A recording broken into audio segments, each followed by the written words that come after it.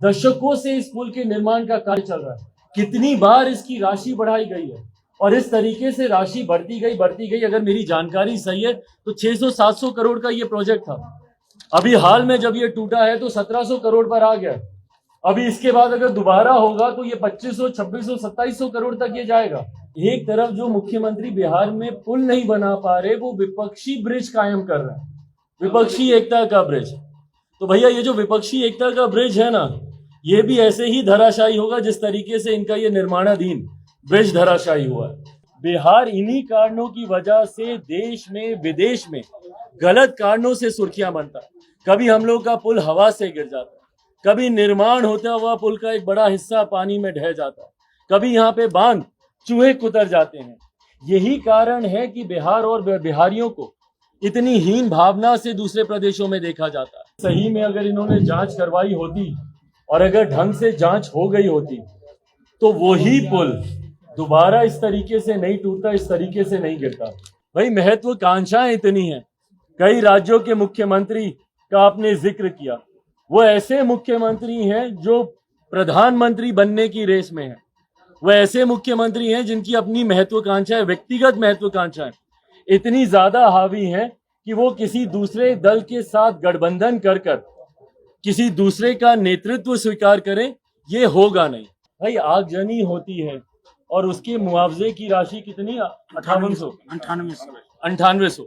9800 उसकी राशि दी जाती है, जिसका सर्वोच्च लुट गया, जिसका घर बार, किताबें, बर्तन, कपड़ा लत्ता, सोना चांदी जो नगद घर पे रखा हुआ था, जिसका सर्वोच्च लुट गया, उसके लिए बस इतनी सी राशि देकर आप अपना पल्ला झाड़ लेते हैं। जरूरी है उनका पुनर्वास करना। जांच बिल्कुल होनी चाहिए, क्योंकि बिहार की जांच पर भैया कौन विश्वास करेगा। अगर इन्होंने जांच करवाई होती और अगर ढंग से जांच हो गई होती तो वही पुल दोबारा इस तरीके से नहीं टूटता, इस तरीके से नहीं गिरता। पहली जांच की रिपोर्ट, उस वक्त भी भाई बहुत बड़े बड़े दावे किए गए थे कि पता नहीं IIT रुड़की और कहां से क्या, कहां है वो रिपोर्ट भाई, किसकी जानकारी में है। पुल निर्माण में था, टूट गया, 2 दिन 4 दिन हल्ला हुआ, सब हुआ, जांच होगी, ये होगा, कार्रवाई होगी। उसके बाद क्या किया मुख्यमंत्री ने? हाथ पे हाथ धर के तकिए के ऊपर सर रख के सो गए। उसके बाद दोबारा उनकी नींद कब टूटती है? जब वही पुल पुनः टूट जाता है। और भाई कब से, दशकों से इस पुल के निर्माण का कार्य चल रहा है। कितनी बार इसकी राशि बढ़ाई गई है और इस तरीके से राशि बढ़ती गई। अगर मेरी जानकारी सही है तो 600-700 करोड़ का ये प्रोजेक्ट था। अभी हाल में जब ये टूटा है तो 1700 करोड़ पर आ गया। अभी इसके बाद अगर दोबारा होगा तो ये 2500, 2600, 2700 करोड़ तक ये जाएगा। तो ये पैसा किसका जा रहा है भैया? टैक्स पेयर्स का ये पैसा जा रहा है।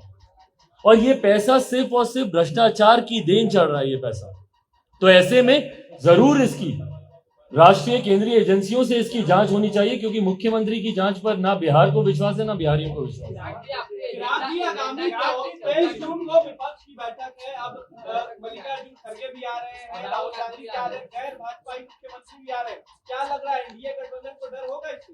अच्छा, अब यही देखिए, ये दोनों प्रश्न कितने हास्यास्पद लगते हैं सुनने में एक साथ। एक तरफ जो मुख्यमंत्री बिहार में पुल नहीं बना पा रहे, वो विपक्षी ब्रिज कायम कर रहे हैं, विपक्षी एकता का ब्रिज। तो भैया ये जो विपक्षी एकता का ब्रिज है ना, ये भी ऐसे ही धराशायी होगा जिस तरीके से इनका ये निर्माणाधीन ब्रिज धराशायी हुआ है। जिस तरीके से इस पुल का हर्ष हुआ है, वही हर्ष इनकी तथाकथित विपक्षी एकता, विपक्ष के लोग एक साथ आके तस्वीरें जरूर खिंचा सकते हैं। और वो तस्वीरें आज से नहीं भैया, हम लोग 2014 से देखते आए, लगातार बार बार ये लोग तस्वीरें खिंचवाते हैं एक दूसरे के साथ हाथ पकड़कर।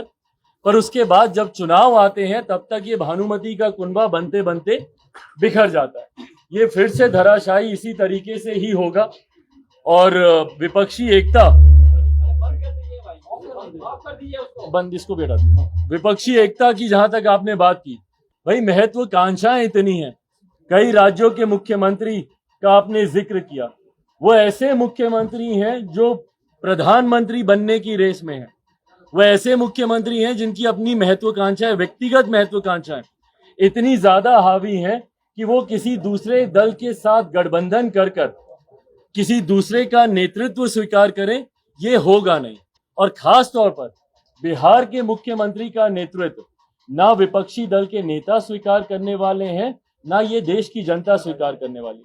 मैं बार बार दोहराता हूं, जब बिहार की जनता ने ही इनको नकार दिया, जब बिहारियों ने ही इन्हें अपना मुख्यमंत्री नहीं माना, तो देश के लोग इनको अपना प्रधानमंत्री मानेंगे? ये हो ही नहीं सकता। चिराग जी, एक सवाल है, आपने कहा कि गठबंधन पार्टी किसके साथ करेगी ये चुनाव से पहले तय होगा, लेकिन कितने सीटों पर आपकी तैयारी है? अगर आप किसी भी गठबंधन में जाते हैं तो कितने सीटों की मांग रखेंगे आप?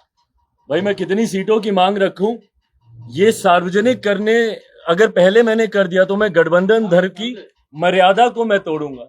ये ऐसे विषय हैं जो गठबंधन के भीतर चर्चा होनी ज्यादा जरूरी है। बहरहाल, मैं कई विभिन्न मीडिया प्लेटफॉर्म्स के माध्यम से मुझे भी जानकारी प्राप्त होती है कि मुझे कितनी सीटें दी जा रही हैं, तो कौन सा दल कितनी सीटों पर चुनाव लड़ने की बात कर रहा है। हकीकत यह है कि अभी सीटों को लेकर किसी भी गठबंधन में कहीं पे कोई चर्चा नहीं है। सही समय पर जब ये चर्चा होगी, चर्चा पूरी हो जाएगी, वह सबके साथ सार्वजनिक कर दी जाएगी। फिलहाल जो कयास लगाए जा रहे हैं, मैं पूरी अथॉरिटी के साथ कहता हूं कि वो सब गलत है।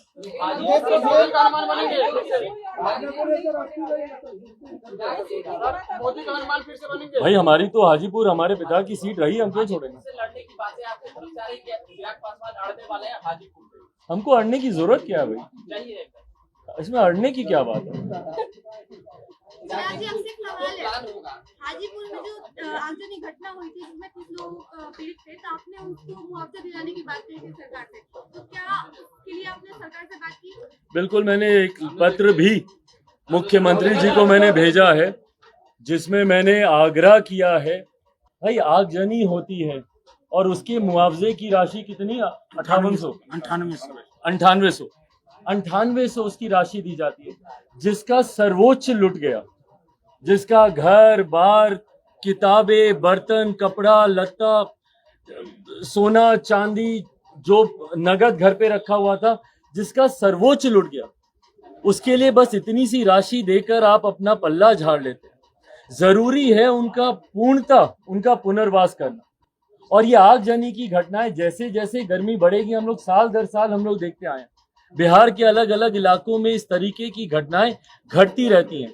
ऐसे में सरकार की जिम्मेदारी है, मुख्यमंत्री जी से भी मैंने आग्रह किया है कि उनके पूर्णतः पुनर्वास का संज्ञान लेना चाहिए। कई ऐसे एनजीओ हैं जिनके मैं संपर्क में हूं, जो इसमें जरूर सामने से आकर मदद करते हैं, बर्तन कपड़ा लत्ता उनको मुहैया कराते हैं। पर ये राज्य सरकारों की एक बड़ी जिम्मेदारी बनती है और मैं उम्मीद करता हूं कि आने वाले दिनों में कम से कम उनके पूर्ण पुनर्वास की जिम्मेदारी ये सरकार लेगी। सुल्तानगंज का जो पुल टूटा है, उस मामले में अफसरों पर भी कार्रवाई होनी चाहिए क्या? एब्सोल्युटली होनी चाहिए, क्यों नहीं होनी चाहिए? हर उस दोषी व्यक्ति पे कार्रवाई होनी चाहिए जिसकी लापरवाही की वजह से या जिसकी गैर जिम्मेदारी की वजह से इतना बड़ा हादसा हुआ है। भाई, इस हादसे में कल को कोई बहुत बड़ी घटना भी घट सकती थी, पर अगर कोई ऐसी घटना नहीं घटी, पर उसके बावजूद जो नुकसान हुआ है, और बार बार मैं छवि की बात करता हूं, बिहार इन्हीं कारणों की वजह से देश में विदेश में गलत कारणों से सुर्खियां बनता है। कभी हम लोग का पुल हवा से गिर जाता है, कभी निर्माण होता हुआ पुल का एक बड़ा हिस्सा पानी में ढह जाता है, कभी यहाँ पे बांध चूहे कुतर जाते हैं। यही कारण है कि बिहार और बिहारियों को इतनी हीन भावना से दूसरे प्रदेशों में देखा जाता है।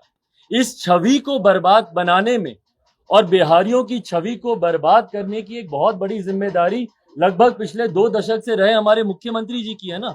उन्हीं के कार्यकाल में ये हो रहा है। आज हम लोग मुजफ्फरपुर गए, वहां पे कल खुलेआम दिन दहाड़े गोली मारकर हत्या कर दी गई।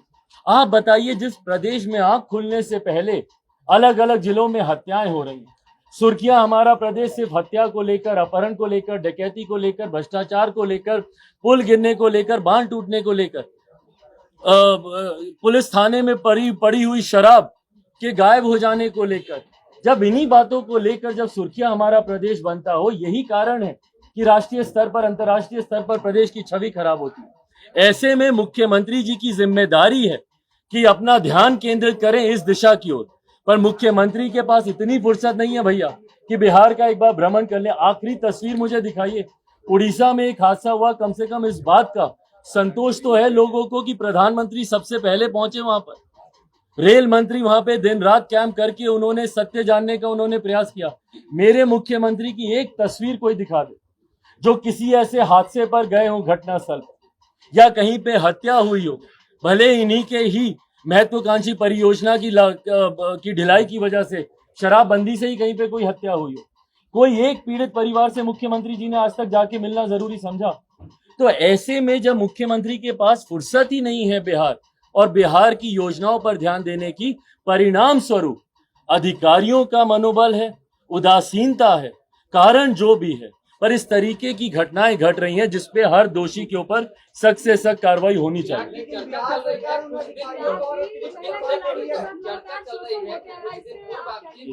चर्चा चल रही है, कुछ दिन पूर्व आपकी महेश्वर हजारी से मुलाकात हुई थी और कहा जा रहा है कि जेडीयू और महागठबंधन चाह रही है कि आप लोग इनके तरफ आए, मनाने के लिए एक रणनीति बनाई जा रही है।